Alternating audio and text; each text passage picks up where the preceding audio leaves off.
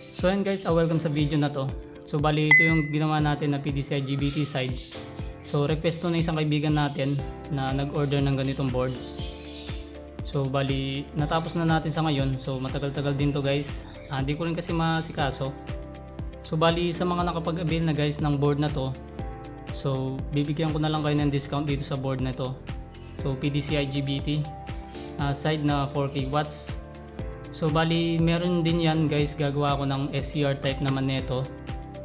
So bali dalawa yung pagpipilian ng order sa akin. So ganito yan guys, dito dinalagay yung IGBT controller, IGBT driver. So meron na rin yung shunt guys, so para sa kanyang auto duty. So ako separate nyo tong orderin guys, i-direct message nyo ako. And bali ganito pala yung kanyang ilalim. So ayan siya.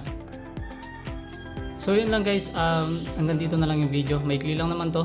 So sa mga gustong mag-order nito guys, i-message nyo lang ako.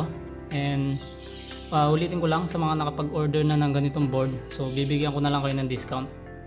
So yun lang guys, maraming salamat.